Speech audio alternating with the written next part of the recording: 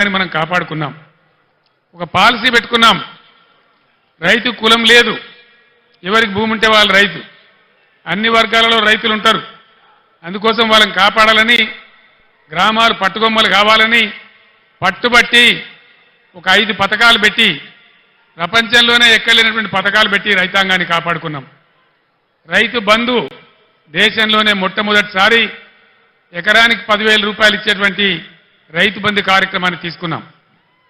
24 గంటలు రెప్పపాటు పోకుండా, మోటార్ కాలకుండా, ట్రాన్స్ఫార్మర్ కాలకుండా ఉండే విధంగా నాణ్యమైన కరెంట్ సరఫరా చేసుకున్నాం. రైతు చనిపోతే, ఒక గుంట భూమి ఉన్న రైతు చనిపోయినా ఆయనకు 5 లక్షల బీమా వారం 10 రోజుల్లో వచ్చేటట్టు ఏర్పాటు చేసుకున్నాం. అదేవిధంగా రైతుల పంట మొత్తం ప్రభుత్వమే కొనుగోలు చేసి నేరుగా వాళ్ళ బ్యాంకులలో రైతు బంధు వచ్చే విధంగా చేసుకున్నాం. అదేవిధంగా ఇట్లాంటి కార్యక్రమాలతోని రైతులలో ఒక ధీమా, ఒక ఆత్మవిశ్వాసం కల్పించగలిగినాం. అంబేద్కర్ గారు వెనుకబడిన తరగతుల గురించి పోరాటం చేసిన జ్యోతిబా పూలే గారు చూపించిన మార్గంలో గత 70 ఏళ్లలో లేనటువంటి 1100 గురుకుల పాఠశాలలు, వాటన్నిటిని జూనియర్ కాలేజీలుగా మార్చుకున్నాం. అవన్నీ కూడా మీ కళ్ళ ముందర ఉన్నాయి.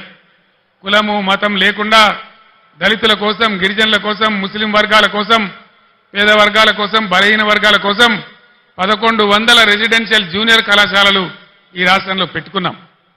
దళిత బిడ్డలు, బీసీ బిడ్డలు, ఓసీ బిడ్డలలో కూడా నిరుపేదలు, గిరిజన బిడ్డలు ఎవరు కూడా విదేశాలకు పోయి చదువుకుందామంటే 20 లక్షల రూపాయల ఓవర్సీస్ స్కాలర్షిప్ ఇచ్చుకున్నాం. ఈరోజు ఇవన్నీ కూడా మాయమైనాయి. గత 5 నెలల్లో ఒక్క బిడ్డకు కూడా ఓవర్సీస్ స్కాలర్షిప్ ఈ ప్రభుత్వం ఇవ్వడం లేదు. దళిత వాడలు ధనిక వాడలు కావాలని దేశంలోనే ఎక్కడ లేనటువంటి విప్లవాత్మకమైనటువంటి మార్పు, సంవత్సరానికి 1 లక్ష కుటుంబాలు, 2 లక్షల కుటుంబాలు బాగు చేసుకుంటూ పోవాలని 10 లక్షల రూపాయలు ఇచ్చుకుంటూ ఒక కుటుంబానికి దళిత బంధు కార్యక్రమాన్ని తీసుకున్నాం. ఈరోజు కాంగ్రెస్ పార్టీ వాళ్ళు చెప్పినారు, కేసీఆర్ 10 లక్షల రూపాయలు ఇస్తా ఉన్నాడు, మా ప్రభుత్వం వస్తే మేము 12 లక్షల రూపాయలు ఇస్తాం అని ఆనాడు వాళ్ళు మాయ మాటలు చెప్పినారు. 1,30,000 మంది దళితులకు బీఆర్ఎస్ గవర్నమెంట్లోనే దళిత బంధు శాంక్షన్ చేసినాం. ప్రొసీడింగ్స్ ఇచ్చినాం, డబ్బులు జిల్లా కలెక్టర్లకు పంపించినాం. 12 లక్షలు ఇస్తామని నమ్మబలికిన ఈ కాంగ్రెస్ ఏం చేసింది? ఈరోజు ఒక్కలకు కూడా ఇవ్వడం లేదు. 10 లక్షలు కూడా ఇవ్వడం లేదు. 12 లక్షలు కాదు, కలెక్టర్లకు వచ్చినటువంటి డబ్బులు అకౌంట్లన్నీ ఫ్రీజ్ చేసి ప్రభుత్వం వాళ్ళ డబ్బులు వాపసు తీసుకున్నది.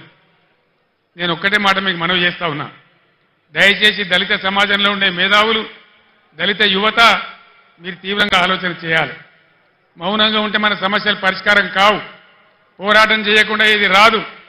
నేను ప్రభుత్వానికి కూడా హెచ్చరిక చేస్తా ఉన్నా, 1,30,000 మంది దళిత బిడ్డలను నేనే స్వయంగా తోడుకొని వచ్చి సెక్రటరియట్ పక్కన అంబేద్కర్ కాడ దీక్ష బట్టి మీ మెడలు వంచి అవన్నీ కూడా వాళ్ళకి ఇప్పిస్తామని మనవి చేస్తా ఉన్నా. ఇవాళ దళిత బిడ్డలకు నేను మనవి చేస్తా ఉన్నా, మరో ఎలక్షన్ వచ్చింది, పార్లమెంట్ ఎలక్షన్. 5 నెలలు గడిచినాయి కాంగ్రెస్ పార్టీ హామీ ఇచ్చి.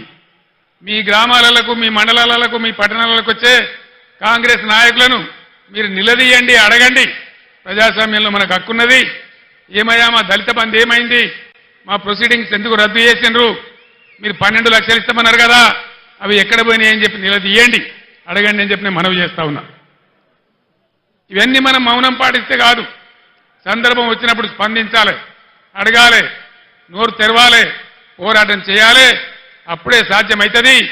దానికోసం రేపు మీ ఎంపీ కాబోయే జ్ఞానేశ్వర్ గారు మొత్తం బీఆర్ఎస్ పార్టీ మీకు అండగా ఉంటుందని కూడా నేను మీ అందరికి హామీ ఇస్తా ఉన్నా.